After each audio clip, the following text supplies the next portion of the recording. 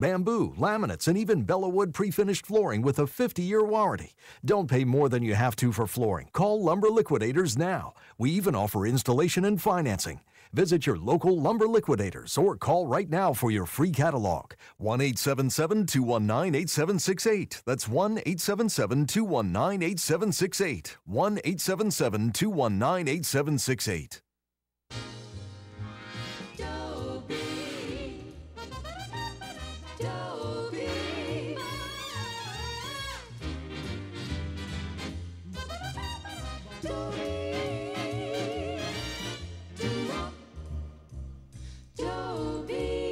One of the classic TV themes of all time introduces our next guest. Here's Robert Conrad on the PM Weekend Show to talk with Dobie Gillis himself. Robert. Hi, I'm not James West, and he's not Dobie Gillis. He's a wonderful actor who's had a wonderful career, and his name's Dwayne Hickman, Jack.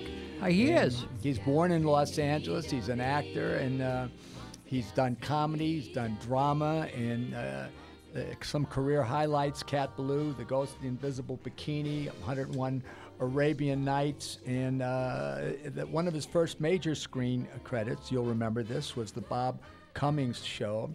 He's the younger brother of a former child star, Darryl. Dwayne Hickman was himself a professional actor from the age of 10. Okay, Worthwhile Assignments was a 1950 episode of TV's The Lone Ranger, in which he played a young orphan, and on and on and on. So rather than telling you and reading his career, why don't we say, hey, Dwayne, thank you so very much for doing the show. Oh, listen, my pleasure. How are you, Bob? I'm doing good, man. And good. You know, I knew that you were a CBS executive, and I decided to have you on the air anyway. Well, I know what you mean. I joined the enemy. So yeah, that's I really did. Hey, I went there in '77 and stayed till '87. I was a program executive, so I worked on shows, pretty good shows too. Shows like MASH and Designing Women, All in the Family, and of course my job was to read the scripts and give notes and be a sort of a nuisance, on behalf of the network. Hey, but that's, it's an interesting experience for those listeners of ours. I have braggadocio, but this is the most listened to show on CRN. There's 5.5 million. Yeah, congratulations. I think that's wonderful. Well, I'm just thrilled. And the audience is unique. And going back to talking about you, first the guy acts, and then he goes and is a network executive, which is almost like a bad word, and then he acts. And I was there 10 years. That's a long time. Oh, my God, yeah. I'm sure they were glad to get rid of me. Well, one of your colleagues isn't doing so well right now, and you might know about it, but I won't mention his name, but he's in my prayers, but he was there when you were there. So the transition, how does it work? How do you go from being on stage? Well, I don't know. I was thinking about this interview, and I was thinking that maybe people see it as reinventing yourself, but it really wasn't that so much. I was interested. For example, I've been painting, and I do art now. I do gallery shows, and I sell art around the country. And I always was interested in art when I was a little kid, but I got sidetracked into TV, and first movies and then television. And I kind of dropped my interest in art, and then I was going to be an architect, and I suddenly got in the Bob Cummings Show as Chuck. And then I did that for 5 years, and then after that, Dobie Gillis. So there was like 9 years, 10 years that I was tied up and couldn't pursue other things. So it was in 1977 I went to work for CBS, and I thought, well, this is good because it's a good change. I've been acting my whole life, and I thought maybe I'll learn how to produce and direct and kind of be behind the scenes. And I did learn a lot. I learned a lot because when I left CBS, in '87, I did a Bring Me the Head of Dobie Gillis, a reunion of Dobie Gillis. But I had learned a lot of how it's done and so forth. And then I acted a little bit, and I directed some. I directed Designing Women, and I did some shows. And then I thought, well, as long as I'm free of my corporate job, maybe I should pursue my artwork that I never really got to. So I went to art school for a little bit, a day or two a week, over in Brentwood, California, as you know, Brentwood, where that is. I went to the Brentwood Art Center, and I studied. And I really liked it. And I had no interest in being a professional artist, but it kind of came that way. I had my first show in La Jolla in 1999, and everything sold out in like a half hour, like 50 paintings. So all of a sudden, I had a new career. Now, people would say, well, he keeps reinventing himself. Well, not really. I mean, maybe it's stuff I always wanted to do and didn't quite get to.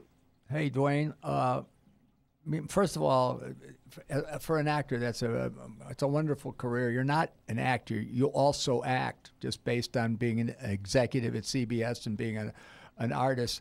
Do you have a website? Do you have a place where these listeners? DwayneHickman.com, and people can look at my art and so forth. DwayneHickman.com. Does that tell them how they can purchase this art and where I think so. Yeah, I never go on it, of course. My wife runs it. They could find out about it and also where I'm going to be appearing and so forth. Hey, but it's very nice of you to say that, by the way, about actors. I never wanted to be just an actor. I always wanted to be, well, look what you're doing now. I think that's wonderful. I really do. And I think we all need other outlets. And they're all artistic outlets, by the way. Whether you're hosting a show or writing a book or whatever you're doing, it's all creative, and it's an expression. Absolutely. Yeah, well, and for me, I am openly honest about how I feel because I love and admire actors. I'm a fan. Well, you're a wonderful actor yourself. Hey, thanks, Dwayne. I appreciate that. No, it's been a long time since we've talked, but we go way back. In fact, I think I was a little ahead of you. You were. Yes, you were. Yeah, just a little bit. When you did Wild Wild West, no, not that. The Hawaiian Eye. Yeah. What year? That was in the 59 to 63. Well, that's exactly when I was doing Dobie. Yeah, I was doing. Prior to that, I had already done the Cummings show. Yeah. So I was a little bit ahead. Well, I'm a little older, maybe. Oh yeah, a year. I checked on you. You're a year older. So now, hey, Dwayne. Now 5.5 million people know how old you are. Well, that's okay too, Yeah, I mean, I don't care. So now, how about family? How many kids and stuff? Well, I have by my first marriage, I have a son who's in his 40s and a couple of grandkids. Wow. And then now I have a son who's soon to be 18. Albert is his name. Wow. And that's it. You're a busy guy. Yeah. Yeah. So what type of stuff inspires you when you're doing this artwork? Oh, color mostly. I love flowers and green, and I don't know. I just like to go out and drive around the car and look at trees.